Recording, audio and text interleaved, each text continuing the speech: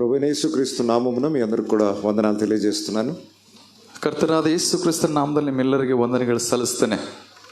ಮೊಟ್ಟಮೊದಟಿగా దేవునికి మహిమ చెల్లించాలని ఆశిస్తూ ఉన్నాను. ಮೊಟ್ಟ ಮೊದಲನೇದಾಗಿ ನಾನು ದೇವರಿಗೆ ಮಹಿಮೆ ಸಲ್ಲಿಸಬೇಕಂತ ಅನ್ಕೊಳ್ತೇನೆ. ఈరోజు మనందరినీ సజీవ లెక్కలో ఉంచి ఈరోజు దేవుని సన్నిధిలో ఇలాగూ ఆనందించే గొప్ప భాగ్యాన్ని మరి దేవుడు మనకు అనుగ్రహించాడు కనుక మొట్టమొదటిగా దేవునికి మహిమ చెల్లించాలని ఆశిస్తున్నాను. ಈ ರೀತಿಯಾಗಿ ನಾವೆಲ್ಲರೂ ದೇವರ ಸಮ್ಮುಖದಲ್ಲಿ ಬಂದು ಆತನನ್ನು ಆರಾಧಿಸುವುದಕ್ಕಾಗಿ ಒಂದು ಒಳ್ಳೆಯ ಅವಕಾಶ ಕೊಟ್ಟಿರುವಂಥ ದೇವರಿಗೆ ನಾವು ಕೃತಜ್ಞತೆ ಸಲ್ಲಿಸುವಂತವರಾಗಿರೋಣ. రెండవదిగా మరి న్యూ జెరూసలేం చర్చ్ మెంబర్స్ కి నా ప్రత్యేకమైన వందనాలు. ಎರಡನೇದಾಗಿ ನ್ಯೂ ಜೆರೂಸಲೇಂ ಚರ್ಚ್ ಮೆಂಬರ್ಸ್ ಎಲ್ಲರಿಗೂ ಕೂಡ ನಾನು ಪ್ರತ್ಯೇಕವಾದಂಥ ವಂದನೆಗಳು ಸಲ್ಲಿಸ್ತೇನೆ. ఈ కార్యక్రమం ఏర్పాటు కొరకు రాత్రింబగళ్ళు వారు కష్టపడి మరి వారి ఆర్థికంగా వారి యొక్క శరీరపరంగా వారు ఎంతో శ్రమపడి కూడా ఈ ಕಾರ್ಯಕ್ರಮವನ್ನು ಏರ್ಪಾಡು చేశారు. వారందరికీ పేరు పేరు వరుసన ప్రతి ఒక్కరికి నా వందనాలు తెలియజేస్తున్నాను. ಅವರು ಬಹಳಷ್ಟು ಪ್ರಯಾಸ ಪಟ್ಟಿದ್ದಾರೆ, ಆರ್ಥಿಕವಾಗಿಯೂ ಮತ್ತು ಅವರ ಒಂದು ಟೈಮನ್ನು ಕೊಟ್ಟು ಅನೇಕ ಪ್ರಯಾಸ ಪಟ್ಟಿದ್ದಾರೆ. ಅದಕ್ಕಾಗಿ ಕೆಲವರು ಉಪವಾಸದಿಂದ ಪ್ರಾರ್ಥನೆ ಮಾಡಿದ್ದಾರೆ. ಅದಕ್ಕಾಗಿ ಅನೇಕ ರೀತಿಯ ಒಂದು ಶ್ರಮೆ ಅವರು ಅನುಭವಿಸಿದ್ದಾರೆ. మూడవది మీకందరికీ ప్రత్యేకమైన వందనాలు. ಮೂರನೇದು ನಿಮ್ಮೆಲ್ಲರಿಗೂ ಕೂಡ ಪ್ರತ್ಯೇಕವಾದಂಥ ವಂದನೆಗಳು. ఓకే, ఆహ్వానించగానే మీరందరూ కూడా దేవుని సన్నిధికి వచ్చి ఈ కార్యక్రమంలో మరి పాలు పొందినందుకు మీకు ప్రత్యేకమైన వందనాలు తెలియజేస్తున్నాను. ನಿಮ್ಮೆಲ್ಲರಿಗೆ ಆಹ್ವಾನ ಮಾಡಿದಾಗ ನೀವೆಲ್ಲರೂ ಬಂದಿರುವುದರಿಂದ ನಿಮ್ಮೆಲ್ಲರಿಗೂ ಕೂಡ ಪ್ರತ್ಯೇಕವಾದಂಥ ವಂದನೆಗಳು ಸಲ್ಲಿಸ್ತೇನೆ. మరి ఈ కార్యక్రమంలో దేవుని యొక్క శ్రేష్టమైన వాక్యాన్ని కొద్ది సమయం మనం ధ్యానం చేసుకుందాం. ಈ ಒಂದು ಕಾರ್ಯಕ್ರಮದಲ್ಲಿ ದೇವರ ಶ್ರೇಷ್ಠವಾದಂಥ ವಾಕ್ಯ ಭಾಗಗಳನ್ನು ಧ್ಯಾನ ಮಾಡೋಣ. బైబిల్లో నుండి ఒక చిన్న వాక్య భాగాన్ని చదువుకొని దేవుని వాక్యాన్ని ధ్యానించుకుందాం. ಬೈಬಲ್ ಇರುವಂತಹ ಸಣ್ಣ ಚಿಕ್ಕ ಭಾಗವನ್ನು ಓದಿಕೊಂಡು ನಾವು ವಾಕ್ಯ ಧ್ಯಾನ ಮಾಡಿಕೊಳ್ಳೋಣ. బైబిల్లో నుండి యోనా గ్రంథము 1వ అధ్యాయము 1-2 వచనాలని చదువుకుందాం. ಆ ಯೋನನ ಗ್ರಂಥವನ್ನು ಅದರ 1ನೇ ಅಧ್ಯಾಯ 1ನೇ ವಚನವನ್ನು ನಾವು ಓದಿಕೊಳ್ಳೋಣ. యోనా గ్రంథము 1వ అధ్యాయము 1-2 వచనాలు. ಆ ಯೋನನ ಒಂದು ಗ್ರಂಥ, ಪ್ರವಾದನೆ ಗ್ರಂಥ 1ನೇ ಅಧ್ಯಾಯ 1ನೇ ವಚನವನ್ನು ನಾವು ಓದಿಕೊಳ್ಳೋಣ.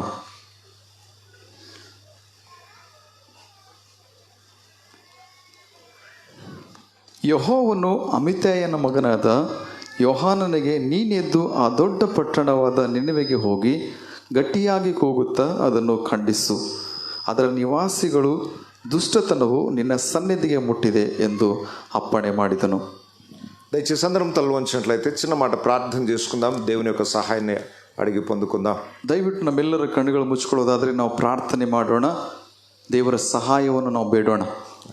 ప్రేమ కలిగిన మా ప్రియ పరలోకపు తండ్రి, ಪ್ರೀತಿಯುಳ್ಳ ನಮ್ಮ ಪರಲೋಕದ ತಂದೆ, రాత్రి మేమందరము నీ పాద సన్నిధికి చేరి నిన్ను స్తుతించి ఆరాధించి నీ సన్నిధిలో ఆనందించే భాగ్యాన్ని ఇచ్చినందుకు వందనాలు చెల్లిస్తూ ఉన్నాం. ಈ ರಾತ್ರಿ ವೇಳೆಯಲ್ಲಿ ನಾವೆಲ್ಲರೂ ನಿನ್ನ ಪಾದ ಸಮ್ಮುಖದಲ್ಲಿ ಸೇರಿ ನಿನ್ನ ಸ್ತುತಿಸಿ ಆರಾಧಿಸುವುದು ಕೊಟ್ಟಂತ ಒಳ್ಳೆ ಅವಕಾಶಕ್ಕಾಗಿ ವಂದನೆಗಳು. ఇక్కడికి వచ్చిన ప్రతి బిడ్డను నీ వాక్యం చేత దర్శించమని కోరుచున్నాను. ದೇವರೇ, ಇಲ್ಲಿ ಬಂದಂತ ಪ್ರತಿಯೊಬ್ಬ ಮಕ್ಕಳು ನಿನ್ನ ವಾಕ್ಯದಿಂದ ಅವರನ್ನು ಮುಟ್ಟು ಸ್ವಾಮಿ. ఎవరెవరు ఏ స్థితిలో ఉన్నారో నాకు తెలియదు నాయన. ದೇವರೇ, ಯಾರ್ಯಾರು ಯಾವ ಸ್ಥಿತಿಯಲ್ಲಿ ಇದ್ದಾರೆ ನಂಗೆ ಗೊತ್ತಿಲ್ಲ ಸ್ವಾಮಿ. సర్వము ఎరిగిన సర్వాధికారి సర్వ జ్ఞానివి నాయన, నీ శ్రేష్టమైన వాక్యాన్ని ప్రతి బిడ్డకు సరిపడే రీతిలో ಬೋಧಿಸಮని ಕೋರುచున్నాను. ದೇವರೇ, ಸರ್ವವನ್ನು ಬಲ್ಲಂತ ದೇವರು, ಸರ್ವಾಧಿಪತಿಯಾಗಿರುವ ದೇವರೇ, ನೀನು ಅವರೆಲ್ಲರಿಗೆ ಬೇಕಾಗಿರ್ತಕ್ಕಂಥ ಸಮೃದ್ಧಿಯಾದಂಥ ವಾಕ್ಯವನ್ನು ಅವರಿಗೆ ದಯಪಾಲಿಸು. ದಾಸರನ್ನು ಬಲముగా ಅಭಿಷೇಕಿಸಿ నీ ಮಹಿಮ ಕೊరకు వాడుకోమని, ನಿನ್ನ ದಾಸರನ್ನು ಬಲವಾಗಿ ಅಭಿಷೇಕಿಸಿ ನಿನ್ನ ಮಹಿಮೆಗಾಗಿ ಉಪಯೋಗಿಸಿಕೋ ಎಂಬುದಾಗಿ ಯೇಸು ನಾಮములో ಪ್ರಾರ್ಥಿಸುತ್ತೇನೆ ತಂದೆ. ಯೇಸುವಿನ ನಾಮದಲ್ಲಿ ಪ್ರಾರ್ಥಿಸುತ್ತೇನೆ ತಂದೆ. ಆಮೆನ್. ಆಮೆನ್. ఇంతకు మునుపు ఒక అద్భుతమైన స్కిట్ మనం చూసాం. ಇದಕ್ಕಿಂತ ಮೊದಲು ನಾವು ಅದ್ಭುತವಾದಂಥ ಸ್ಕಿಟ್ ಅನ್ನು ನೋಡಿದೆವು. ఎంతమందికి ఆ స్కిట్ అర్థమైంది? ಎಷ್ಟು ಜನರಿಗೆ ಆ ಸ್ಕಿಟ್ ಅರ್ಥ ಆಗಿದೆ? బైబిల్లో నుండి ఏ స్టోరీ ఆ స్కిట్ రూపకంగా వేయబడింది? ಬೈಬಲಲ್ಲಿ ಯಾವ ಸ್ಟೋರಿಯಿಂದ ಆ ಒಂದು ಸ್ಕಿಟ್ ಮಾಡಲ್ಪಟ್ಟಿದೆ? Very good. తప్పిపోయిన కుమారుని కథ వారు మంచి అద్భుతంగా స్కిట్ వేసి చూపించారు. ತಪ್ಪಿ ಹೋದ ಮಗನ ಒಂದು ಕಥೆ ಬಹಳ ಅದ್ಭುತವಾಗಿ ಅವರು ಸ್ಕಿಟ್ ಮೂಲಕವಾಗಿ ತೋರಿಸಿದ್ದಾರೆ. రైట్.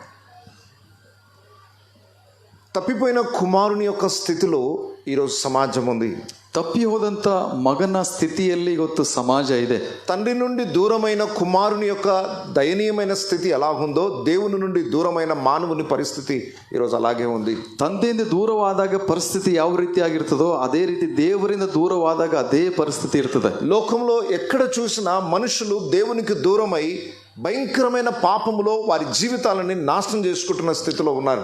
ಲೋಕದಲ್ಲಿ ನಾವು ಯಾವ ಕಡೆ ನೋಡಿದ್ರು ಕೂಡ ಅವರು ದೇವರಿಂದ ದೂರವಾಗಿ ತಮ್ಮ ಜೀವಿತವನ್ನು ಹಾಳು ಮಾಡ್ಕೊಳ್ತಾ ಇದ್ದಾರೆ. ఇంతకు మునుపు ఆ నాటికలో మనం చూసాము, తండ్రి యొద్ద నుండి ఆస్తినంతటిని సగం తీసుకొని వెళ్ళిపోయి సర్వనాశనం చేసుకొని ఒక కుమారుడని అనిపించుకొనుటకు కూడా యోగ్యత లేని స్థితిలోనికి దిగజారిపోయాడు. ಆ ಸ್ಕಿಟ್ಟಲ್ಲಿ ನಾವು ನೋಡಿದ್ದೇವೆ, ತಂದೆಯಿಂದ ಅರ್ಧ ಭಾಗ ಆಸ್ತಿನ ತಗೊಂಡು ಹೋಗಿ ಅವನ್ನೆಲ್ಲವನ್ನು ಹಾಳು ಮಾಡಿಕೊಂಡು ತಂದೆಗೆ ಒಬ್ಬ ಮಗನ ಅನಿಸಿಕೊಳ್ಳುವುದಕ್ಕೂ ಕೂಡ ಯೋಗ್ಯತೆ ಇಲ್ಲದಂತ ಪರಿಸ್ಥಿತಿಗೆ ಹೋಗ್ಬಿಟ್ಟು ఈరోజు సమాజంలో మనుషులందరి స్థితి కూడా అలాగే ఉంది. ಇವತ್ತು ಸಮಾಜದಲ್ಲಿ ಎಲ್ಲರ ಪರಿಸ್ಥಿತಿ ಕೂಡ ಅದೇ ರೀತಿಯಾಗಿದೆ. తిరిగి దేవుణ్ణి అబ్బా తండ్రి అని పిలిచే అర్హత మానవునికి లేదు. ತಿರುಗಿ ತಂದೆಗೆ ಅಪ್ಪ ತಂದೆ ಅಂತ ಕೂಗುವಂತ ಅರ್ಹತೆ ನಮ್ಮಲ್ಲಿ ಇಲ್ಲ. దేవుడిచ్చిన మంచి జీవితాన్ని మానవుడు పోగొట్టుకున్నాడు. ದೇವರು ಕೊಟ್ಟಂತ ಒಳ್ಳೆ ಜೀವಿತವನ್ನು ಮನುಷ್ಯನು ಹಾಳು ಮಾಡ್ಕೊಂಡಿದ್ದಾನೆ. దేవుని నుండి దూరమైన స్థితిలో మానవుడు ఉన్నాడు. ದೇವರಿಂದ ದೂರವಾದಂತ ಸ್ಥಿತಿಯಲ್ಲಿ ಇದ್ದಾನೆ ಮನುಷ್ಯನು. దేవునికి దూరంగా ఉండి లోకంలో ఇంకా ఏదో ఉంటుంది అనుకొని పరిగెత్తాడు. ದೇವರಿಂದ ದೂರವಾಗಿದ್ದು ಲೋಕದಲ್ಲಿ ಇನ್ನೂ ಏನೋ ಇದೆ ಎಂಬುದಾಗಿ ಓಡ್ತಾ ಇದ್ದಾನೆ. తండ్రి ఇంటిలోనున్న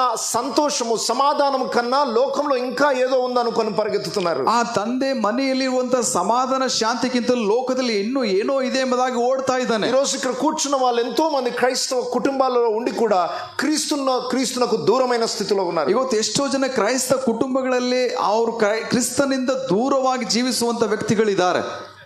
దేవుని కన్నా లోకంలో ఇంకా ఏదో ఆనందం ఉందనుకొని పరిగెత్తినవా, ದೇವರಿಗಿಂತಲೂ ಲೋಕದಲ್ಲಿ ಇನ್ನೂ ಏನೋ ಆನಂದ ಇದೆ ಎಂಬುದಾಗಿ ಓಡುವಂತ దేవుని ప్రేమను గుర్తించట్లేదు. ದೇವರ ಪ್ರೀತಿಯನ್ನು ಗುರುತಿಸ್ತಾ ಇಲ್ಲ. యేసు ప్రభు వారి కొరకు చేసిన త్యాగాన్ని గురించి మర్చిపోయారు. ಆ ಯೇಸು ಕ್ರಿಸ್ತನ ಅವರಿಗಾಗಿ ಪಟ್ಟಂತ ತ್ಯಾಗವನ್ನು ಅವರು ನೆನಪು ಮಾಡ್ಕೊಳ್ತಾ ಇಲ್ಲ. దేవుడు చేసే ఉపకారములను మేలులను మానవుడు మర్చిపోయిన ದೇವರು ಮಾಡಿದ ಉಪಕಾರ ಮೇಲನ್ನು ಮನುಷ್ಯನು ನೆನಪು ಮಾಡ್ಕೊಳ್ತಾ ಇಲ್ಲ. దేవునికి దూరముగా లోకంలో ఇంకా ఏదో ఉందని మానవులు పరిగెత్తి అన్ని కోల్పోయారు. ಆ ಲೋಕದ ದೇವರಿಂದ ದೂರವಾಗಿ ಲೋಕದಲ್ಲಿ ಏನೋ ಇದೆ ಎಂಬುದಾಗಿ ಹೋಗ್ತಾ ಅವನು ಎಲ್ಲವನ್ನು ಕಳ್ಕೊಳ್ತಾ ಇದ್ದಾನೆ. బైబిల్లో రాయబడింది, దేవుని సన్నిధిలో సంపూర్ణ సంతోషము కలదు.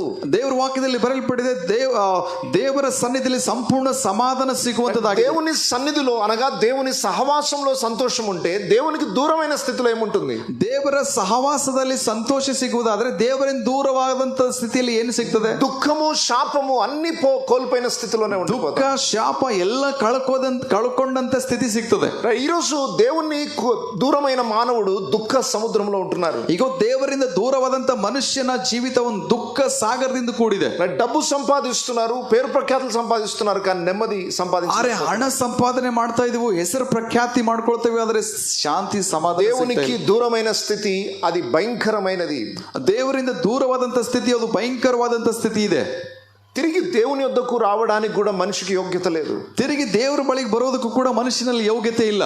అలాంటి స్థితిలో ఉన్న మానవుని విషయంలో దేవుని హృదయం ఎలాగుందో ఈరోజు మీకు పరిచయం చేయాలని ఆశ. ಅಂತ ಸ್ಥಿತಿಯಲ್ಲಿದ್ದಂತ ಮನುಷ್ಯನ ಜೀವಿತವನ್ನು ನಿಮಗೆ ತಿಳಿಸುವುದಕ್ಕಾಗಿ ನಾನು ಇಷ್ಟಪಡ್ತೇನೆ. తండ్రి ఇంటి నుండి అన్నిటినీ తీసుకొని వెళ్ళిపోయి సమస్తమును నాశనం చేసి వచ్చిన కుమారుణ్ణి మరలా స్వీకరించడానికి తండ్రి ఏమాత్రం అంగీకరించకూడదు. ಆ ತಂದೆಯಿಂದ ಎಲ್ಲವನ್ನು ತಗೊಂಡು ಹೋಗಿ ಅವನು ಹಾಳು ಮಾಡಿಕೊಂಡು ಮತ್ತೆ ತಿರುಗಿ ತಂದೆ ಬಳಿಗೆ ಬಂದಾಗ ದೇವರು ತಂದೆ ಮತ್ತೆ ಸ್ವೀಕಾರ ಮಾಡೋದಕ್ಕೆ ಯಾವುದೇ ರೀತಿ ಅಡ್ಡಿ ಮಾಡಲಿಲ್ಲ. కానీ ఈ కథలో మనం చూస్తున్నాము, కుమారుడు దూరం నుండి వస్తూ ఉండగా తండ్రి చూచి పరిగెత్తుకుంటూ వెళ్ళి కౌగిలించుకొని ముద్దు పెట్టుకున్నాడు. ಈ ಕಥೆಯಲ್ಲಿ ನಾವು ನೋಡ್ತಾ ಇದ್ದೇವೆ, ಮಗನು ದೂರದಲ್ಲಿದ್ದಾಗಲೇ ತಂದೆ ಓಡುತ್ತಾ ಅವನಿಗೆ ಅಪ್ಪಿಕೊಂಡು ಎಂಬುದಾಗಿ. దేవునికి దూరమైన మానవుని దేవుడు చూసి ఇంకా వారి మీద ప్రేమను చూపిస్తూనే ఉన్నాడు. ದೇವರಿಂದ ದೂರವಾಗಿರುವಂತ ಮನುಷ್ಯನ ಮೇಲೆ ದೇವರು ಇನ್ನೂ ಆತನ ಪ್ರೀತಿಯನ್ನು ತೋರಿಸ್ತಾ ಇದ್ದಾನೆ. వారు మరలా దేవుని యొద్దకు తిరిగి వస్తారేమో అని దేవుడు ఎదురు చూస్తూనే ఉన్నాడు. ಮತ್ತೆ ಅವರು తిరిగి ದೇವರ ಬಳಿಗೆ ಬರ್ತಾರೋ ಏನೋ ಎಂಬುದಾಗಿ ದೇವರು ಎದುರು ನೋಡ್ತಾ ಇದ್ದಾನೆ. భూమి మీద ఉన్న ప్రతి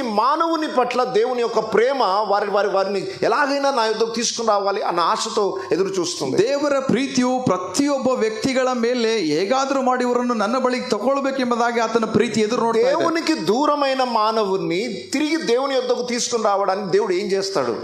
ದೇವರಿಂದ ದೂರವಾಗಿರುವಂತ ಮಾನವನಿಗೆ ತಿರುಗಿ ದೇವರ ಬಳಿಗೆ ತಗೊಂಡು ಬರುವುದಕ್ಕಾಗಿ ದೇವರು ಏನ್ ಮಾಡ್ತಾನೆ? ఫస్ట్ పాయింట్, ಮೊದಲನೇ ವಿಷಯ, దేవునికి దూరమైన మానవుని తిరిగి దేవుని యొద్దకు తీసుకుని రావడానికి దేవుడు మొట్టమొదటిగా తన వాక్కును వారి దగ్గరకు పంపిస్తాడు. ಆ ದೇವರಿಂದ ದೂರವಾದಂತ ಮನುಷ್ಯನಿಗೆ ಮತ್ತೆ ತಿರುಗಿ ದೇವರ ಬಳಿಗೆ ತಗೊಂಡು ಬರೋದಕ್ಕಾಗಿ ಮೊಟ್ಟ ಮೊದಲನೇದಾಗಿ ದೇವರ ವಾಕ್ಯವನ್ನು ಕಳಿಸ್ತಾನೆ. ఈరోజు దేవునికి దూరమైన స్థితిలో ఎవరైనా ఇక్కడ ఉన్నట్లయితే మీ యొద్దకు దేవుని వాక్యం వస్తుంది.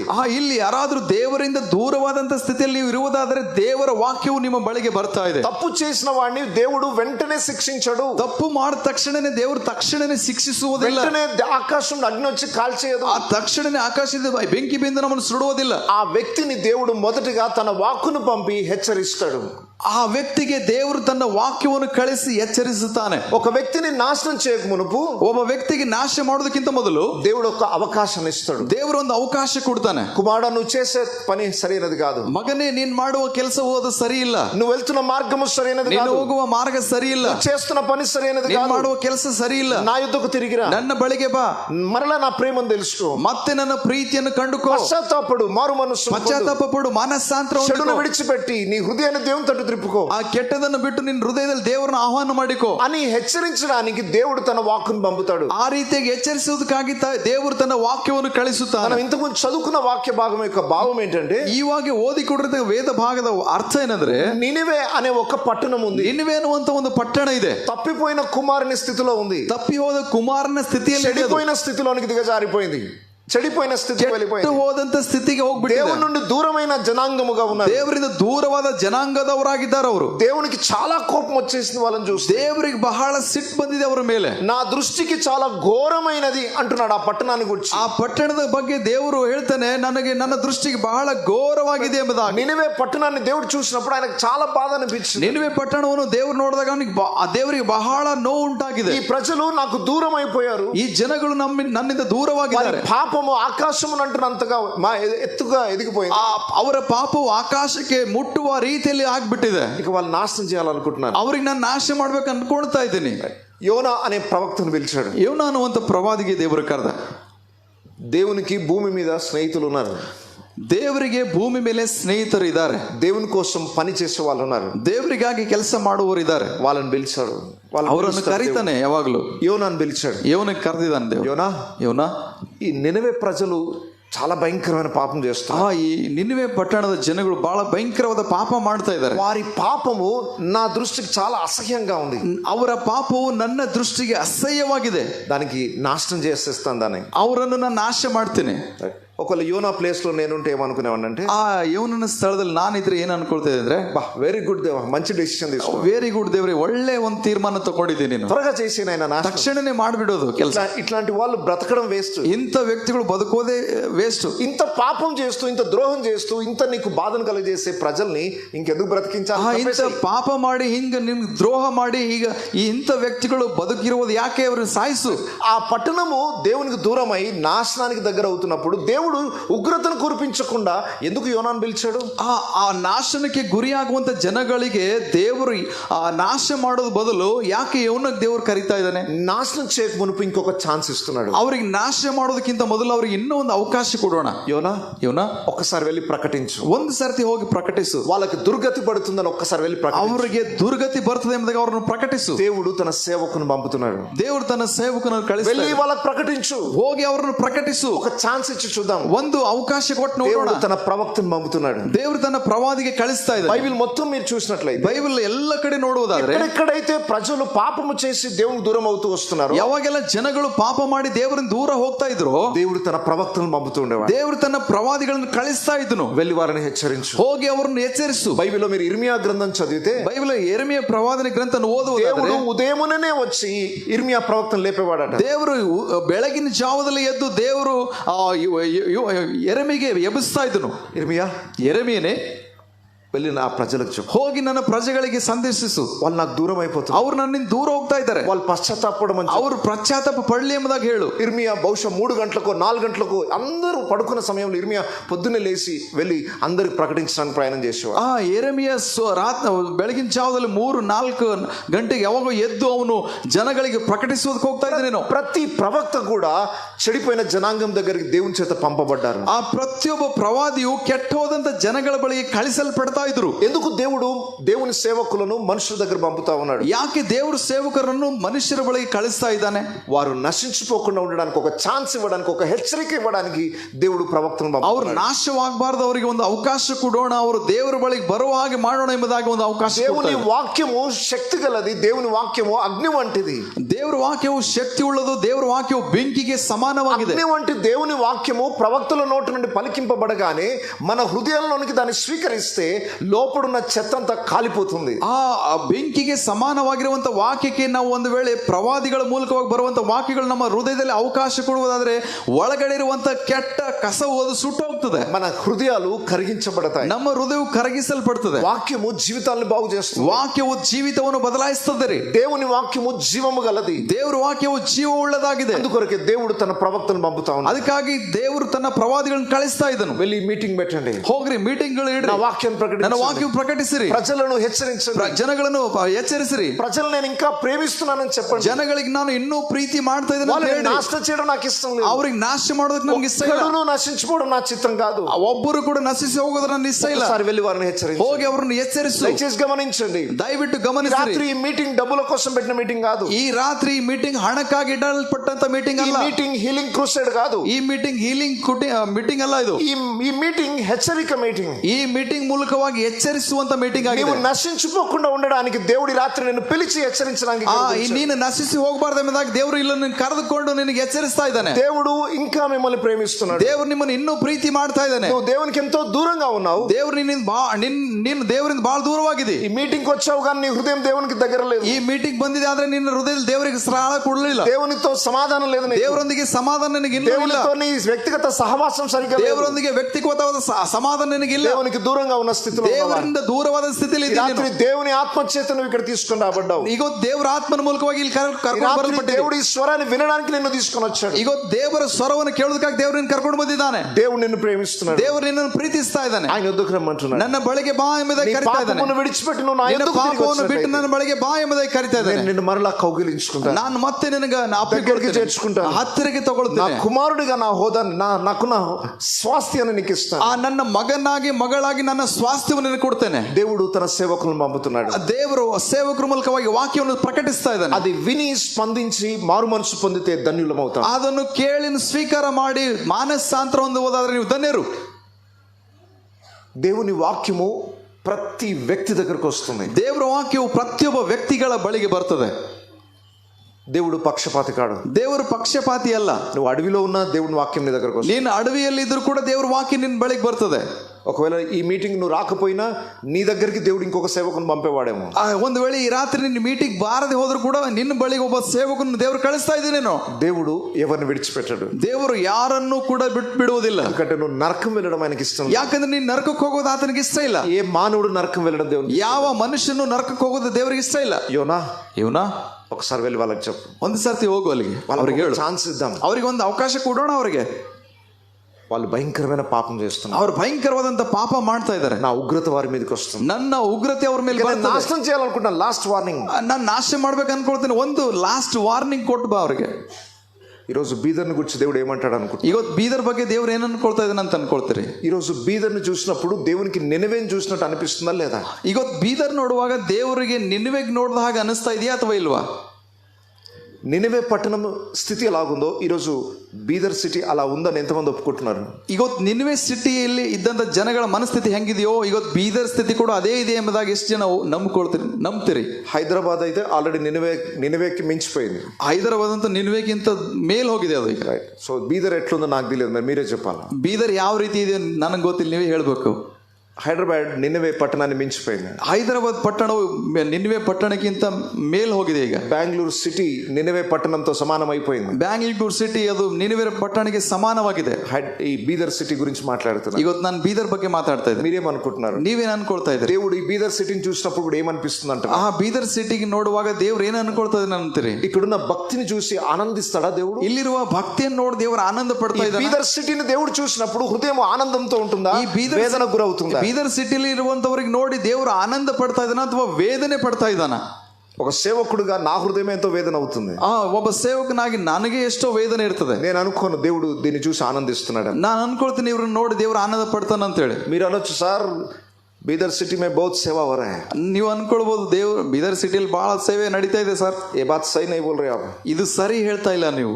బీదర్ में अच्छा सेवा हो रहा है. ಬೀದರಲ್ಲಿ ನೀವು ಒಳ್ಳೆ ಸೇವೆ ನಡೀತಾ ಇದೆ ಸರ್. మీటింగ్స్ జరుగుతున్నాయి, వాక్యం ప్రకటింపబడుతుంది. ಮೀಟಿಂಗ್ ನಡೀತಿದೆ, ವಾಕ್ಯ ಪ್ರಕಟಿಸಲ್ಪಡ್ತಾ ಇದೆ. నేను అడుగుతున్నాను, మనుషుల జీవితాలు మారుతున్నాయా?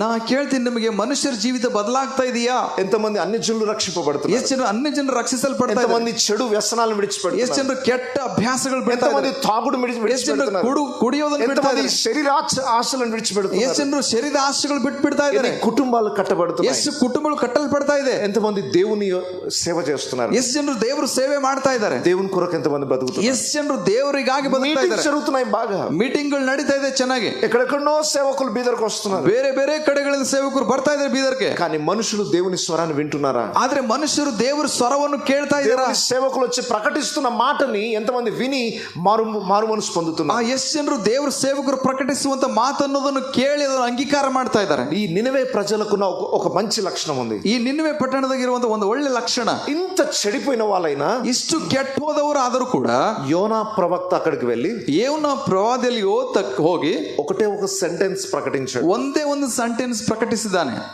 ఒక దిన ప్రయాణమంత దూరము వెళ్ళి ಒಂದು ದಿನದ ಪ್ರಯಾಣದ ಉದ್ದಕ್ಕೂ ಹೋಗಿ 3వ అధ్యాయం 4వ వచనంలో ఆయన చేసిన ప్రసంగం రాయబడి ఉంది. ಆ 3ನೇ ಅಧ್ಯಾಯ 4ನೇ ವಚನದಲ್ಲಿ ಆತನು ಪ್ರಕಟಿಸಿದಂತ యోనా ఎన్ని గంటలు ప్రసంగం చేశాడో తెలుసా? ಯೋನ ಎಷ್ಟು ಗಂಟೆ ಪ್ರಸಂಗ ಮಾಡಿದಾನೆ ಗೊತ್ತಾ? యోనా ప్రీచింగ్ టైం ఎంతనో తెలుసా? యోనా ప్రసంగం చేసిన టైం ఎంతనో తెలుసా? ಯೋನನು ಪ್ರಕಟಿಸಿದಂತ ಪ್ರಸಂಗ ಎಷ್ಟು ಸಮಯದ ಗೊತ್ತಾ?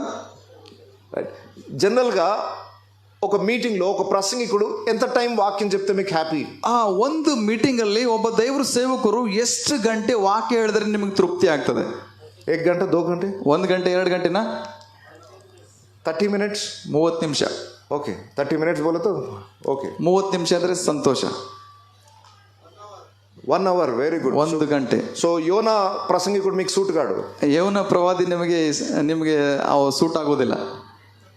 మీరు కౌంట్ చేయండి ఎన్ని సెకండ్స్ అవుతుంది ఆ ప్రసంగం. ನೀವು ಕೌಂಟ್ ಮಾಡ್ರಿ ಎಷ್ಟು ಸೆಕೆಂಡ್ ಆಗ್ತದೆ ಅದು ಪ್ರಸಂಗ. ఇక 40 దినములకు నినివే పట్టణము నాశనమగునని ప్రకటించను. ನಡೆದು 40 ದಿನಗಳಾದ ಮೇಲೆ ನಿನೆವೆಯು ಕೆಡಲ್ಪಡುವುದು ಎಂದು ಸಾರಿ. యోనా ప్రసంగం ఏంటో తెలుసా? ಯೋನನ ಪ್ರಸಂಗ ಎಷ್ಟು ಗೊತ್ತಾ? ఇంకొక 40 days లో నినివే నాశనం కాబోతుంది. ಇನ್ನು 40 ದಿನದಲ್ಲಿ ಈ ನಿನೆವೆ ಪಟ್ಟಣವು ಕೆಡಲ್ಪಡ್ತದೆ. 30 minutes ప్రసంగం కాదు, 30 seconds కూడా కాదు. 30 ನಿಮಿಷ ಅಲ್ಲ, 30 ಸೆಕೆಂಡ್ ಕೂಡ ಇಲ್ಲ. ఇక 40 దినములకు ఈ పట్టణము నాశనం అవుతుంది. 40 ದಿನದಲ್ಲಿ ಈ ಪಟ್ಟಣವು ನಾಶವಾಗ್ತದೆ. ప్రసంగం చేశాడు, వెళ్ళిపోతూనే ఉన్నాడు. ಪ್ರಸಂಗ ಮಾಡದನ್ನು ಹೋಗ್ತಾ ಇದ್ದಾನೆ. ఇంకొక చౌరస్తాలో నిలబడుతున్నాడు. ಇನ್ನು ಒಂದು ಚೌರಸ್ತದಲ್ಲಿ ನಿಂತ್ಕೊಂಡಿದ್ದಾನೆ. ఇంకా 40 days కి ఈ పట్టణం నాశనం అయిపోతుంది. ಇನ್ನು 40 ದಿನದಲ್ಲಿ ಈ ಪಟ್ಟಣ ಕೆಡಲ್ಪಡ್ತದೆ. ఓన్లీ 1 sentence ಒಂದೇ ಒಂದು ಸೆಂಟೆನ್ಸ್ చెప్పుకుంటూ వెళ్ళిపోయాడు. ಹೇಳ್ಕೊಂಡು ಹೋಗಿದ್ದಾನೆ. 1 sentence ప్రసంగం, ಒಂದೇ ಒಂದು ಸೆಂಟೆನ್ಸ್ ಪ್ರಸಂಗವದು నినవే పట్టణస్తుల జీవితాలు మార్చేసింది. ನಿನೆವೆ ಪಟ್ಟಣ ಜನಗಳ ಜೀವಿತ ಬದಲಾಯಿಸಿದೆ. రాజు దగ్గర నుండి దాసుని వరకు అందరూ కూడా ఉపవాసం ఉండి పశ్చాత్తాపడి దేవుని దగ్గర ఏడ్చారు. ರಾಜನಿಂದ ಪ್ರಜೆಗಳವರೆಗೂ ಜನಗಳು ಅವರು ಪಶ್ಚಾತ್ತಾಪ ಪಟ್ಟಿದ್ದಾರೆ. ఓన్లీ ఒక 10 seconds ప్రసంగం, ಒಂದು 8 ಸೆಕೆಂಡ್ ಪ್ರಸಂಗ ಅದು.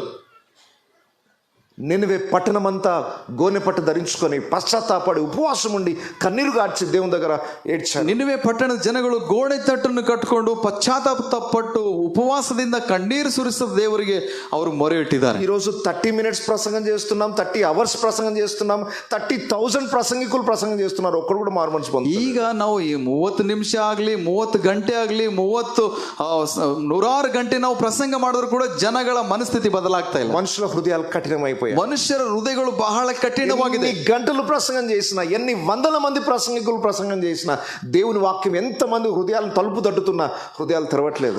ಎಷ್ಟು ಗಂಟೆ ಪ್ರಸಂಗ ಮಾಡಿದ್ರು, ಎಷ್ಟು ಸಾವಿರಾರು ಸೇವಕರು ಪ್ರಸಂಗ ಮಾಡಿದ್ರು ಕೂಡ ಹೃದಯ ತೆರೆಯಲ್ಪಡ್ತಾ ಇಲ್ಲ. దేవుని వాక్యాన్ని విని హృదయాలను తెరిచి పశ్చాత్తాపడే వాళ్ళు కావాలి. ಈಗ ದೇವರ ವಾಕ್ಯವನ್ನು ಕೇಳಿ ಹೃದಯ ಬಿಚ್ಚಿ ಪಶ್ಚಾತ್ತಾಪ ಪಡುವಂತವರು ಬೇಕು ದೇವರಿಗೆ. హృదయం విరిగి నలిగిపోయి దేవుని యుద్ధకు వచ్చే వాళ్ళు కావాలి. ಮುರಿದ ಮನಸ್ಸುಳ್ಳವರಾಗಿ ದೇವರ ಬಳಿಗೆ ಬರುವಂತವರು ಬೇಕು. మీతో మాట్లాడినప్పుడు దయచేసి స్పందించండి. ದೇವರು ನಿಮ್ಮೊಂದಿಗೆ ಮಾತಾಡುವಾಗ ನೀವು ಸ್ಪಂದಿಸಿರಿ. మీరు ఎక్కడికి వెళ్తున్నా దేవుడు ఏదో ఒక రీతిలో మీతో మాట్లాడుతూనే ఉంటాడు. ನೀವು ಎಲ್ಲಿಗೆ ಹೋದ್ರೂ ಕೂಡ ದೇವರು ಯಾವುದೋ ಒಂದು ರೀತಿಯಿಂದ ದೇವರು ನಿಮ್ಮೊಂದಿಗೆ ಮಾತಾಡ್ತಾ ಇರ್ತಾರೆ.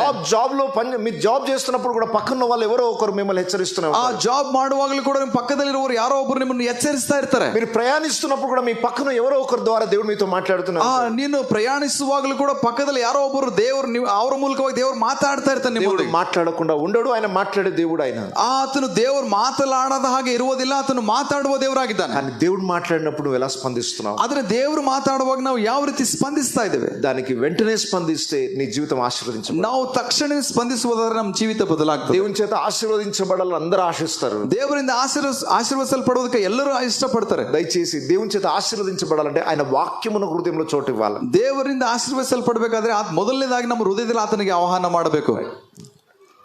మీ యందు నేనును నా యందును మీరు నివసించినట్లయితే మీకు ఏది ఇష్టమో అడగండి, నేను ఇస్తానన్నాడు.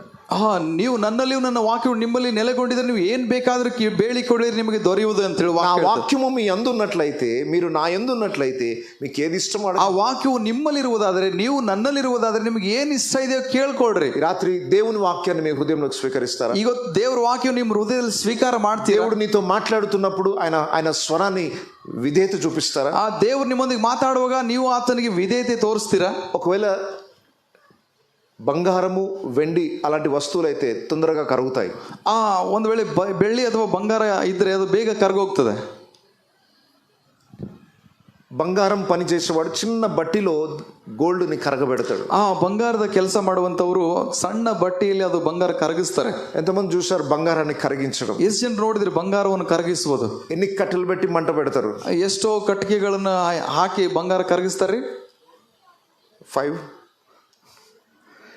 ఎన్ని కట్టెలు పెట్టాల్సిన అవసరం లేదు.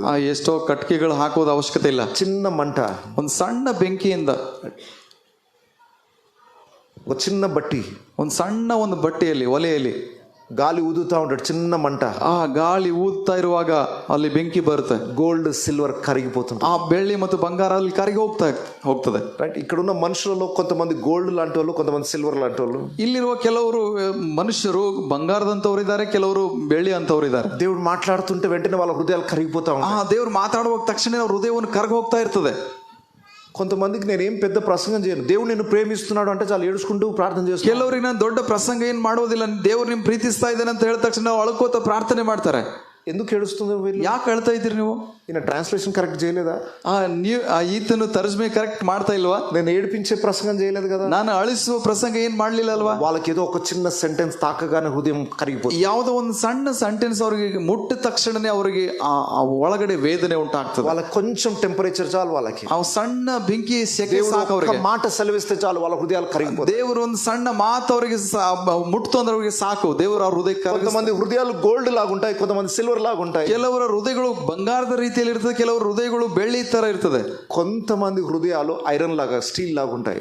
ಕೆಲವರ ಹೃದಯಗಳು ಆ ಒಂದು ಕಬ್ಬಿಣದ ತರ ಇರ್ತದೆ, ಸ್ಟೀಲ್ ತರ ಇರ್ತದೆ. అంత తొందరగా కరగదు, ಅಷ್ಟು ಬೇಗ ಕರಗೋದಿಲ್ಲ.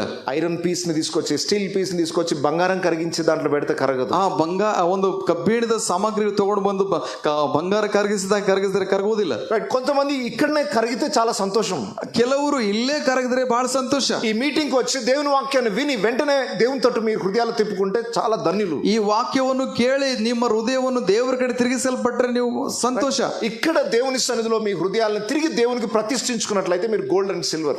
ಇಲ್ಲೇ ನಿಮ್ಮ ಹೃದಯವನ್ನು ದೇವರಿಗೆ ಪ್ರತಿಷ್ಠಿಸಲ್ಪಟ್ಟವರಾಗಿರುವುದಾದ್ರೆ ನಿಮ್ಮ ಹೃದಯವು ಬೆಳ್ಳಿ ಬಂಗಾರಕ್ಕೆ ಸಮಾನವಾಗಿ. రాత్రి ఈ మీటింగ్ వచ్చి కూడా మరలా నువ్వు అదే హృదయంతో తిరిగి వెళ్ళి నీ హృదయాన్ని మార్చుకోవడానికి ఇష్టపడకుండా వెళ్తే బహుశా ఇది స్టీల్ ఐరన్ పీస్ అనుకుంటాను.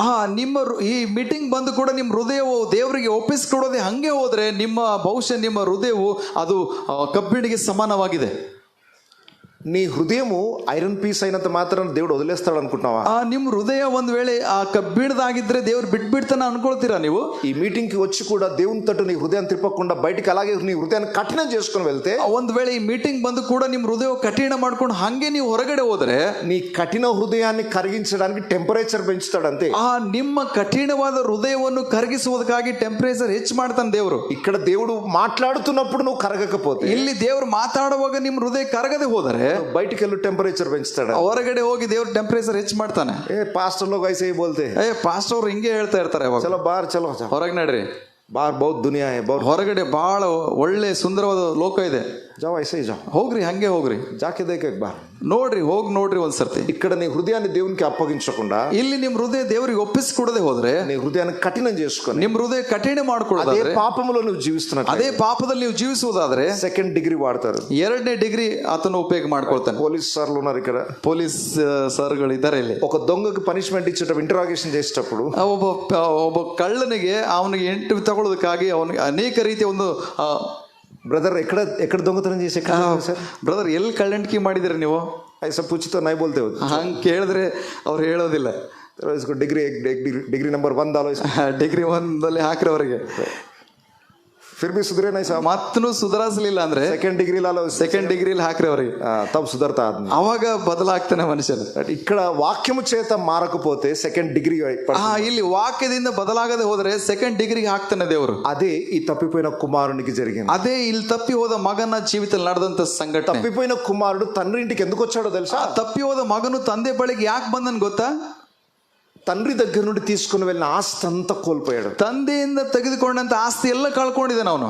స్నేహితులు లేరు, ಸ್ನೇಹಿತರು ಬಿಟ್ಟಿದ್ದಾರೆ. పైసలు ఉన్నప్పుడు మనుషులు ఉంటారు, ಹಣ ಇದ್ದಾಗ ಮನುಷ್ಯರು ನಮ್ಮ ಜೊತೆ ಇರ್ತಾರೆ. అన్ని కోల్పోయిన సమయమున స్నేహితులు కూడా ಎಲ್ಲ ಕಳ್ಕೊಂಡು ಹೋಗ್ತು ಅಂದ್ರೆ ಸ್ನೇಹಿತರು ಬಿಟ್ಬಿಡ್ತಾರೆ.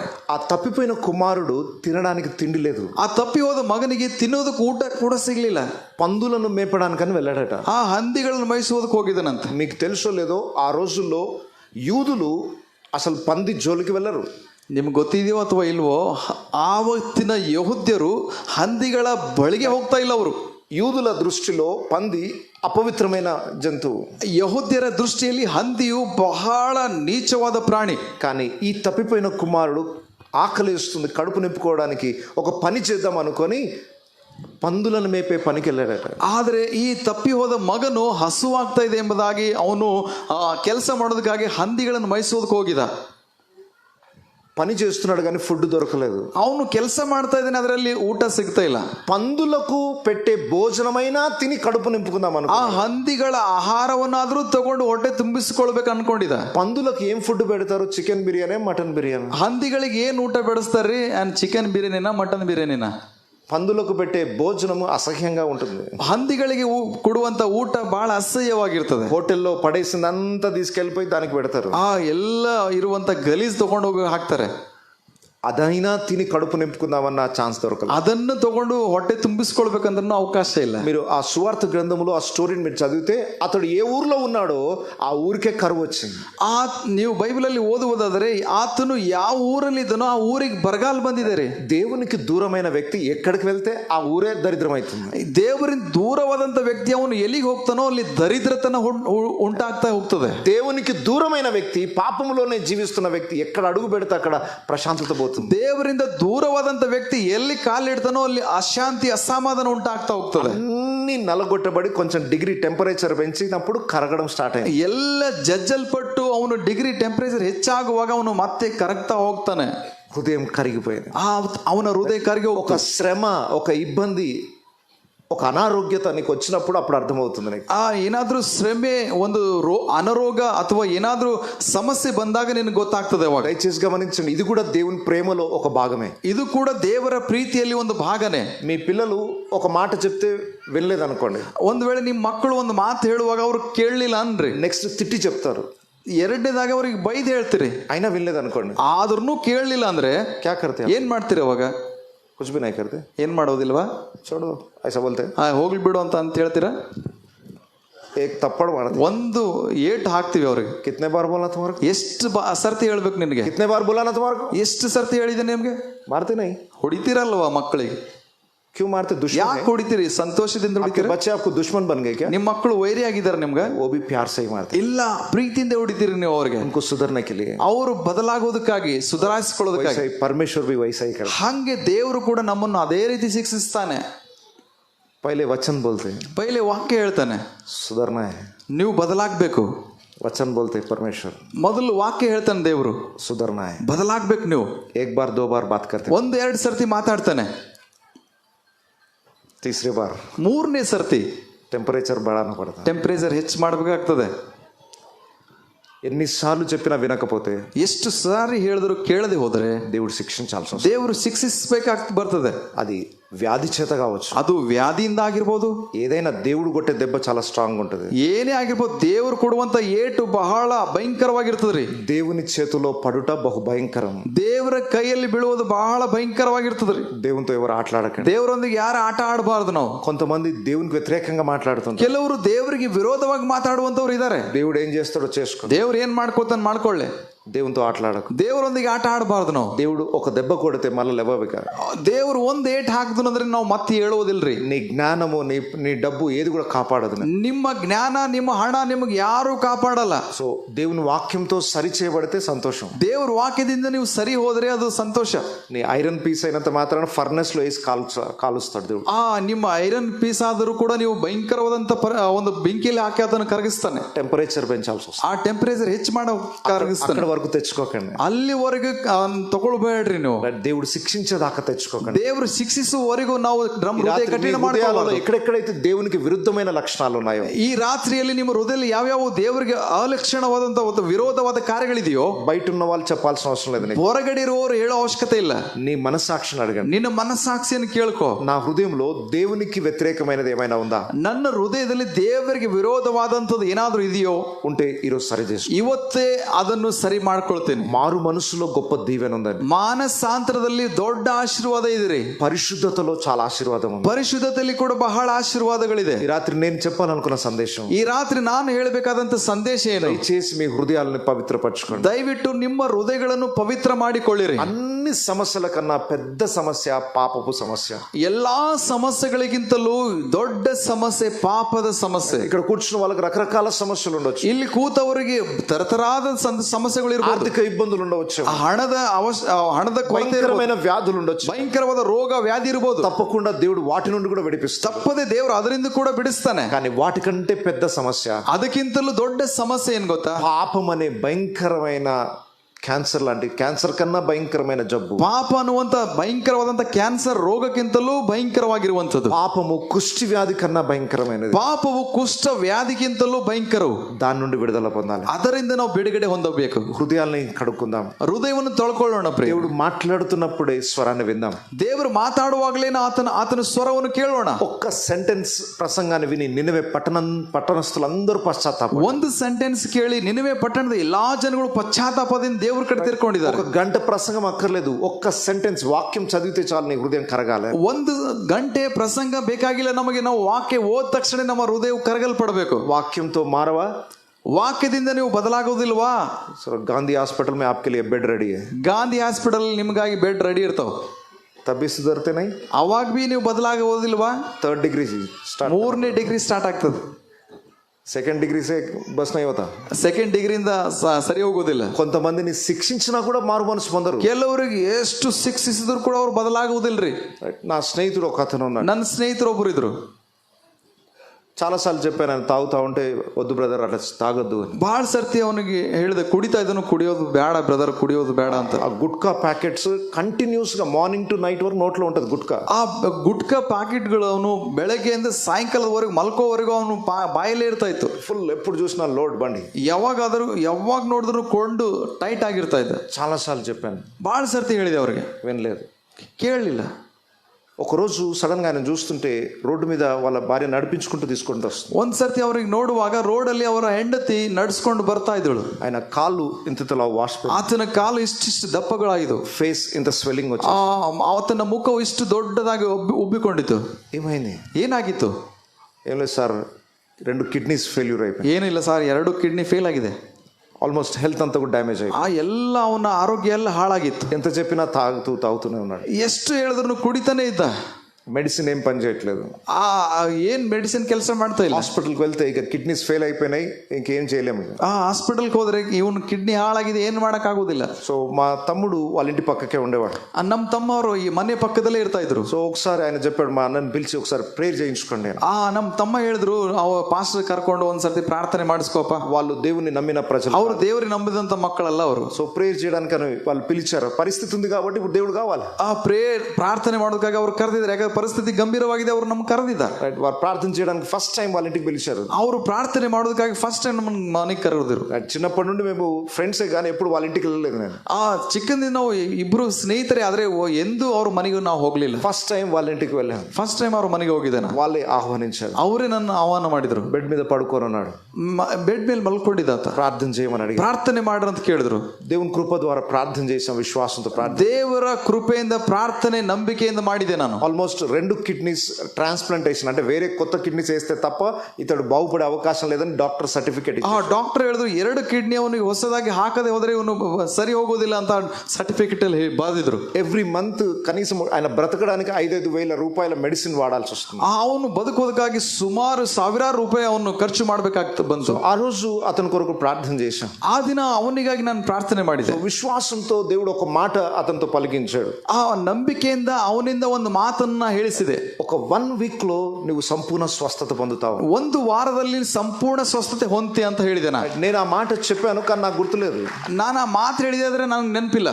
కానీ వాళ్ళ వైఫ్ గుర్తు పెట్టుకుంది. ಆದ್ರೆ ಅವರ ಹೆಂಡತಿ ನೆನಪಿನಲ್ಲಿ ಇಟ್ಕೊಂಡವಳು. 1 వీక్ తర్వాత ఆ బ్రదర్ రోడ్ మీద నడుచుకుంటూ వెళ్తున్నాడు. 1 ವಾರದಲ್ಲಿ ಆ ಬ್ರದರ್ ರೋಡ್ ಮೇಲೆ ನಡ್ಕೊಂಡು ಹೋಗ್ತಾ ಇದ್ರು. నేను షాక్ అయిపోయి వాళ్ళ ఇంటికి వెళ్ళాను. ನಾನು ಶಾಕ್ ಆಗಿ ಮನೆಗೆ ಹೋಗಿದೆ. ఏమైంది, నాకు మంచిగా ಏನಾಯ್ತು, ಚೆನ್ನಾಗಿದ್ದಾನಲ್ಲ? అవును సార్ బాగా అయిపోయింది. ಹೌದು ಸರ್ ಚೆನ್ನಾಗಿದ್ದಾರೆ. మీరు 1 వీక్ అని చెప్పారు కదా, ನೀವು 1 ವಾರ ಅಂತ ಹೇಳಿದಿರಲ್ಲ.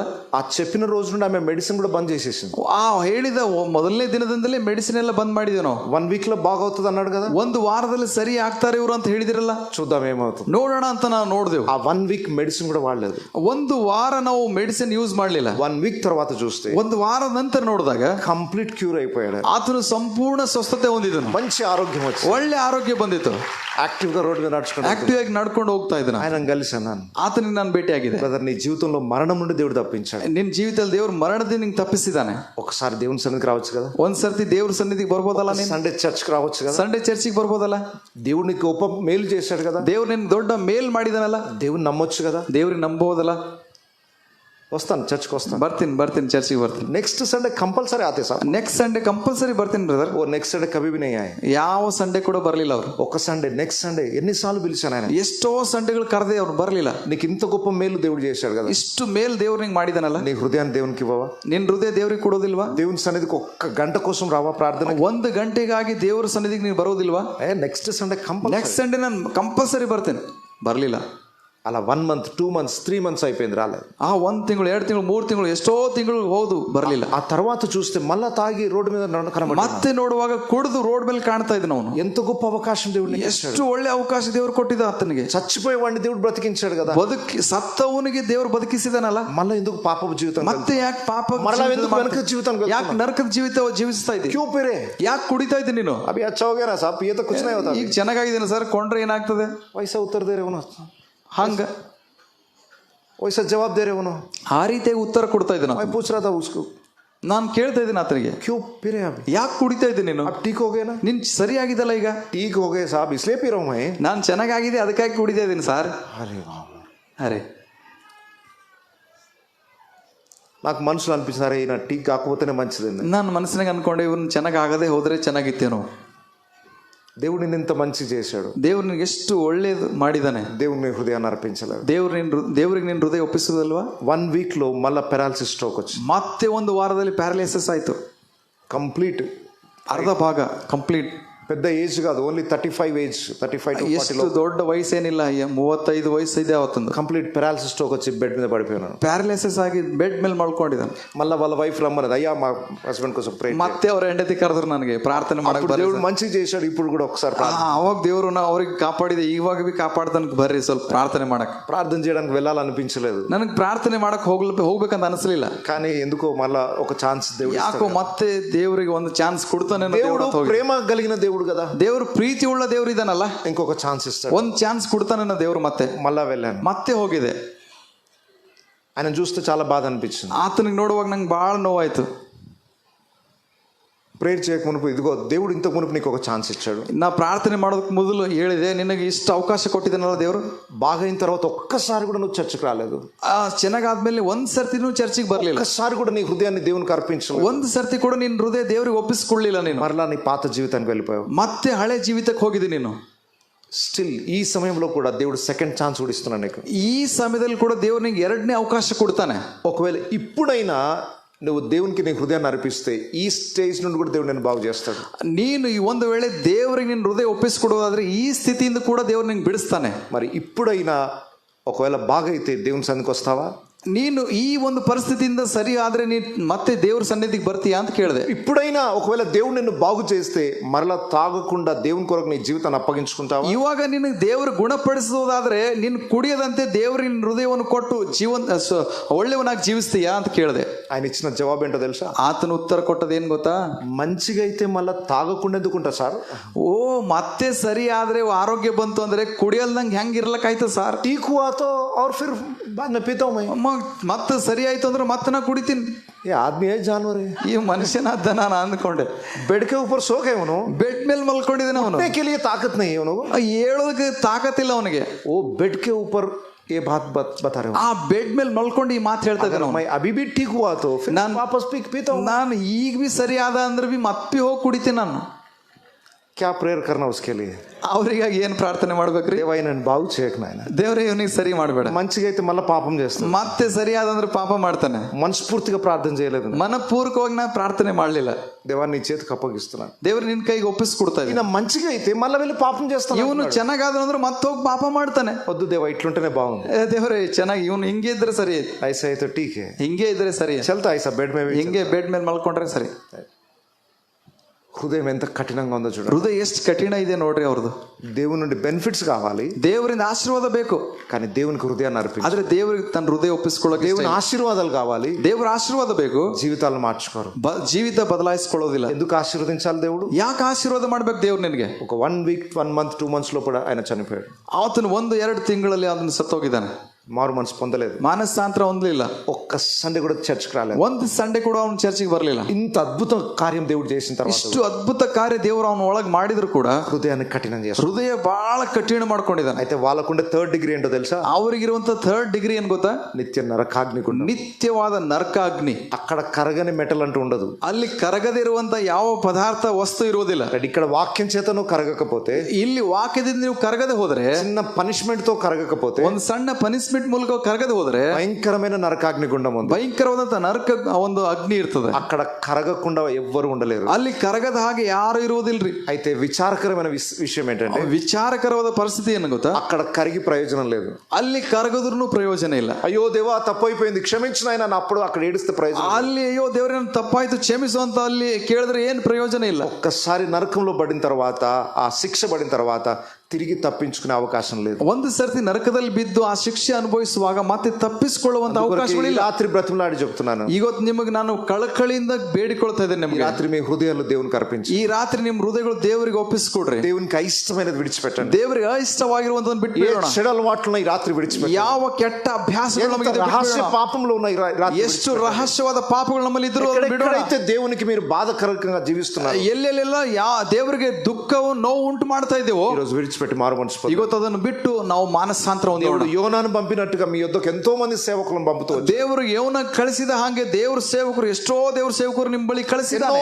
పనిష్మెంట్స్ గుండా కూడా దేవుడు నిన్ను తీసుకెళ్ళాడు. ಎಷ್ಟೋ ಶಿಕ್ಷೆಯನ್ನು ಕೂಡ ದೇವ್ರು ನಿಮ್ಗೆ ನಡೆಸಿದ್ದಾನೆ. అయినా నువ్వు మార్పు చెందక, ಆದರೂ ಕೂಡ ನೀನು ಮಾನಸಾಂತರ ಹೊಂದಲಿಲ್ಲ. ఒక భయంకరమైన ఉగ్రత వస్తుంది. ಒಂದು ಭಯಂಕರವಾದಂತ ದಿನ ಬರ್ತದೆ. దేవుడు ఛాన్స్ ఇచ్చిన తర్వాత కూడా నువ్వు మార్పు చెందకపోతే, ದೇವ್ರು ಅವಕಾಶ ಕೊಟ್ಟಾಗಲೂ ಕೂಡ ನೀನು ಬದಲಾಗದೆ ಹೋದರೆ శిక్షకి పాత్రలం, ಶಿಕ್ಷೆಗೆ ಪಾತ್ರರಾಗ್ತೇವೆ. దేవుని ఉగ్రతకి ఎవరు పాత్రలు కాకండి. ದೇವರ ಉಗ್ರತೆಗೆ ಯಾರು ಪಾತ್ರರಾಗಬಾರದು ಎಂಬುದಾಗಿ ನನ್ನ ಉದ್ದೇಶ. ఈ రోజు దేవుడు అవకాశాన్ని ఇస్తుంది. ದೇವರಿಗೆ ಇವತ್ತು ಒಂದು ಅವಕಾಶ ಕೊಡ್ತಾ ಇದ್ದಾನೆ. మన హృదయాలు దేవునికి అర్పిద్దామా? ನಮ್ಮ ಹೃದಯ ದೇವರಿಗೆ ಒಪ್ಪಿಸಿಕೊಡೋಣ. యేసు రక్తం చేత మన హృదయాలను పవిత్రపరచుకుందాం. ಯೇಸುವಿನ ರಕ್ತದಿಂದ ನಮ್ಮ ಹೃದಯವನ್ನು ಪವಿತ್ರ ಮಾಡಿಕೊಳ್ಳೋಣ. వాళ్ళ ప్రార్థన అలవాటు మర్చిపోయారేమో, ಪ್ರಾರ್ಥನೆ ಅಭ್ಯಾಸ ಅನ್ನುವಂಥದ್ದು ನಾವು ಮರ್ತು ಹೋಗಿದ್ದೇವೇನೋ. కొంతమంది వాక్యం చదవడం మర్చిపోయారేమో, ಕೆಲವರು ವಾಕ್ಯ ಓದೋದು ಮರ್ತು ಹೋಗಿರ್ಬೋದೇನೋ. ఎవ్రీ సండే చర్చ్కి వెళ్ళడం మానేశారేమో, ಕೆಲವರು ಎವ್ರಿ ಸಂಡೆ ಚರ್ಚಿಗೆ ಹೋಗೋದು ಮರ್ತು ಹೋಗಿರೇನೋ.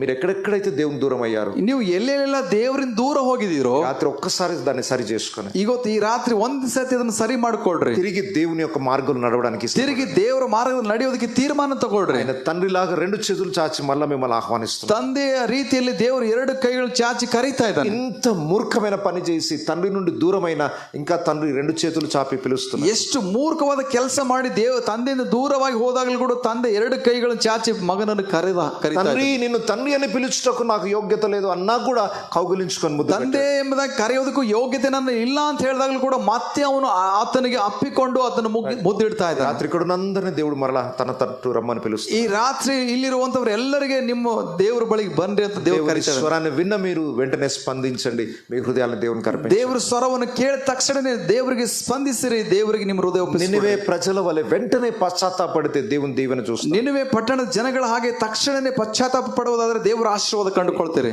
ఎన్నన్నా చెప్పుకోండి, నేను అలాగే జీవిస్తాను అనుకుంటూ ఒకవేళ ఈ డోర్ దాటి బయటికి వెళ్తేనే ఇష్టం. ನೀವು ಎಷ್ಟೆಲ್ಲ ಹೇಳ್ಕೊಡ್ರಿ ಸರ್ ನಾನು ಹಂಗೆ ಬದುಕ್ತೀನಿ ಅಂತ ಹೇಳಿ ನೀವು ಈ ಡೋರ್ ದಾಟ್ ಹೋದ್ರೆ దేవుడు బలవంతం చేయడు. ದೇವ್ರು ಯಾರಿಗೂ ಕೂಡ ಬಲವಂತ ಮಾಡೋದಿಲ್ಲ. ఛాన్సెస్ ఇస్తాడు, ಅವಕಾಶಗಳು ಕೊಡ್ತಾನೆ. వాడుకోకపోతే నష్టపోతాం. ಉಪಯೋಗ ಮಾಡ್ಕೊಳ್ಳೋದಾದ್ರೆ ನಾವು ನಷ್ಟ ಹೊಂತೀವಿ. అందరూ దేవుని తట్టు చూసి ಎಲ್ಲರೂ ದೇವ್ರ ಕಡೆ ನೋಡಿ దేవుడిచ్చే నిజమైన సమాధానాన్ని, ದೇವರ ಕೊಡುವ ನಿಜವಾದ ಸಮಾಧಾನ, నిజమైన ఆశీర్వాదాన్ని, ನಿಜವಾದ ಆಶೀರ್ವಾದವನ್ನು మీరు అందరూ అనుభవించాలని ఆశిస్తున్నాను. ನೀವೆಲ್ಲರೂ ಅನುಭವಿಸಬೇಕೆಂಬುದೇ ನನ್ನ ಆಸೆ. అందరం దయచేసి ఒక్కసారి తల్లు వంచుదాం. ದಯವಿಟ್ಟು ನಾವೆಲ್ಲರೂ ಒಂದು ಸರ್ತಿ ನಾವು ಕಣ್ಣುಗಳು ಮುಚ್ಕೋಣ. అందరం కూడా కళ్ళు మూసుకుందాం. ಎಲ್ಲರೂ ಕಣ್ಣುಗಳು ಮುಚ್ಕೋಣ.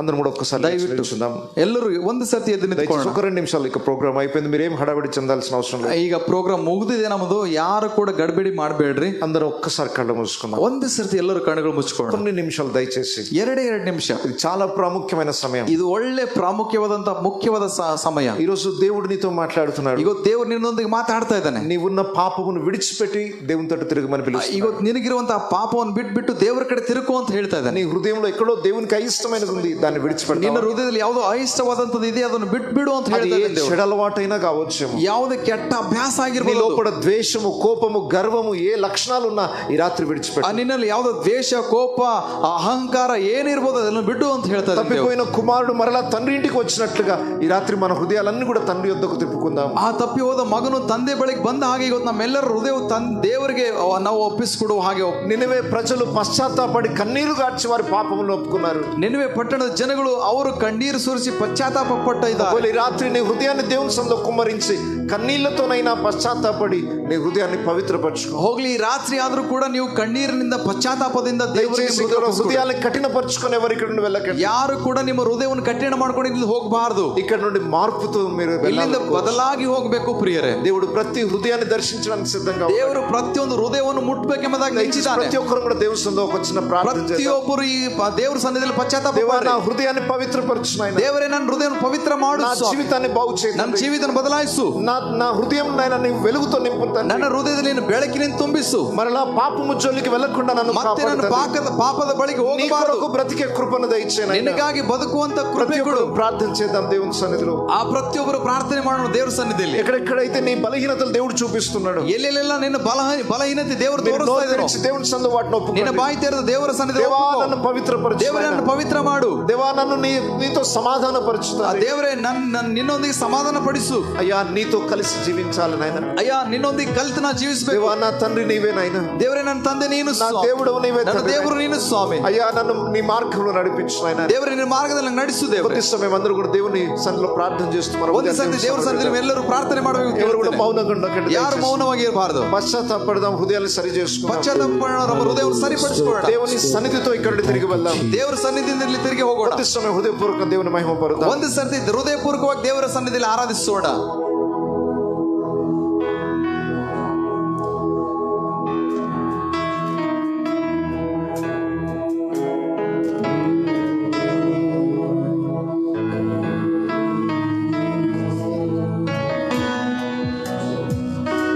Thank you, Jesus. Hallelujah. Hallelujah. ಸ್ತೋತ್ರಪ್ಪ ತಂದೆ, ನಿನ್ನ ನಾಮಕ್ಕೆ ಸ್ತೋತ್ರಗಳು ಕರ್ತನೆ. Hallelujah. ನನ್ನ ಕಾಲು ಜಾರಿ ನಡೆದರು ಸ್ವಾಮಿ, ನನ್ನ ಜೀವದ ಪ್ರತಿ ಮಾರ್ಗವು ಸರಿಪಡಿಸುವ ತಂದೆ, ನಿಮ್ಮ ನಾಮಕ್ಕೆ ಸ್ತೋತ್ರಗಳನ್ನು ಸಲ್ಲಿಸ್ತೇವಪ್ಪ ಸ್ವಾಮಿ. Hallelujah. ಹೌದಪ್ಪ, ನಿಮ್ಮ ಪ್ರಸನ್ನತೆಗಾಗಿ ಸ್ತೋತ್ರ, ನಿಮ್ಮ ವಾಕ್ಯಕ್ಕಾಗಿ ಸ್ತೋತ್ರ, ನಿಮ್ಮ ಮಾತುಗಳಿಗೋಸ್ಕರ ನಾವು ಈ ಸಮಯದಲ್ಲಿ ನಾವು ನಿಮಗೆ ವಂದನೆಗಳನ್ನು ತಿಳಿಸುವಂತವರಾಗಿದ್ದೇವಪ್ಪ. ನನ್ನ ತಂದೆ ನೀನೇ, ನನ್ನ ದೇವರು ನೀನೇ, ನನ್ನ ತಂದೆ ನೀನೇ, ನೀನೇ ನನ್ನ ತಂದೆ ನೀನೇ, ನನ್ನ ದೇವರು ನೀನೇ, ತಂದೆ ನೀನೇ, ನೀನೇ. యేసయ్యా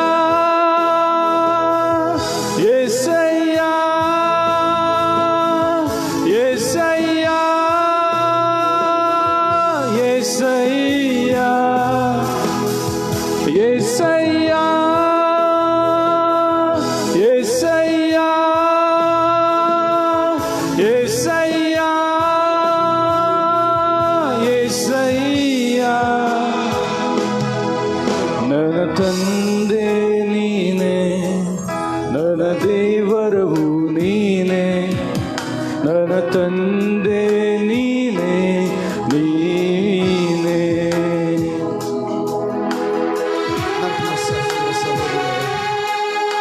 ಆತನ ಬಳಿಗೆ ನಾವು ಬರೋಣ. ತಂದೆಯಲ್ಲಿ ನಮ್ಮ ಜೀವಿತವನ್ನು ಒಪ್ಪಿಸಿಕೊಳ್ಳೋಣ. ಹಲ್ಲೆಲೂಯಾ, ಸ್ತೋತ್ರ. ನಮ್ಮನ್ನು ಕಾಪಾಡುವಂಥವನು ಆತನು, ನಮ್ಮ ಜೊತೆಗಿರುವಂಥವನು ಆತನು. ಆ ತಂದೆ ಬಳಿಗೆ ನಾವು ಬರೋಣ. ಆ ತಪ್ಪಿ ಹೋದ ಮಗನ ಹಾಗೆ ಆತನ ಬಳಿಗೆ ಓಡಿ ಬರೋಣ ಪ್ರಿಯರೇ. ನಮ್ಮ ಜೀವಿತವನ್ನು ಆತನ ಕೈಲಿ ಒಪ್ಪಿಸಿಕೊಳ್ಳೋಣ.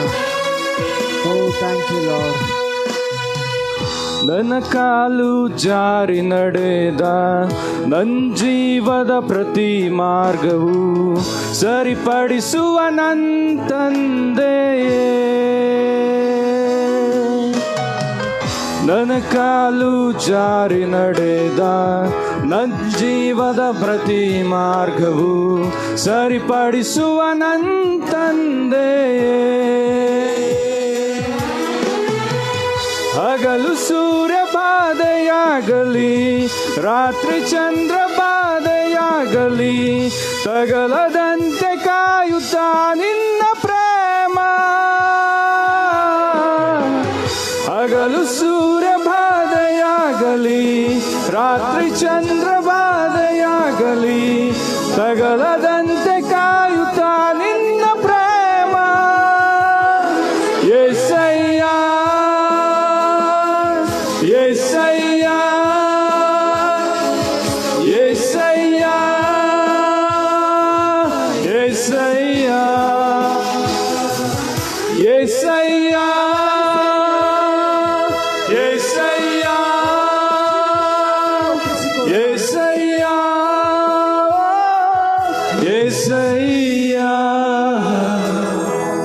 ನನ್ನ ತಂದೆ ನೀನೆ, ನನ್ನ ದೇವರು ನೀನೆ. ನಾವೆಲ್ಲರೂ ನಮ್ಮ ಬಾಯಿಗಳನ್ನು ತೆರೆದು ಹೇಳೋಣ, ನನ್ನ ತಂದೆಯಾದ ದೇವರೇ, ನನ್ನನ್ನು ರಕ್ಷಿಸ್ರಪ್ಪ, ನನ್ನನ್ನು ಮತ್ತೆ ಸ್ವೀಕರಿಸಿಕೊಡ್ರಪ್ಪ.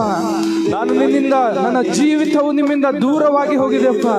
ಆದರೆ ಈ ದಿನದಲ್ಲಿ ನಾನು ಪಶ್ಚಾತ್ತಾಪ ಹೊಂದಿ ನಿನ್ನ ವಾಕ್ಯಾನುಸಾರವಾಗಿ ನನ್ನ ಜೀವಿತವನ್ನು ಕಟ್ಕೊಳ್ಳಿಕ್ಕೆ ನಾನು ಮನಸ್ಸು ಮಾಡಿದ್ದೇನಪ್ಪ. ಮತ್ತೆ ತಿರುಗಿ ನಿಮ್ಮ ಬಳಿಗೆ ಬಂದಿದ್ದೇನಪ್ಪ ಎಂಬುದಾಗಿ ನಾವೆಲ್ಲರೂ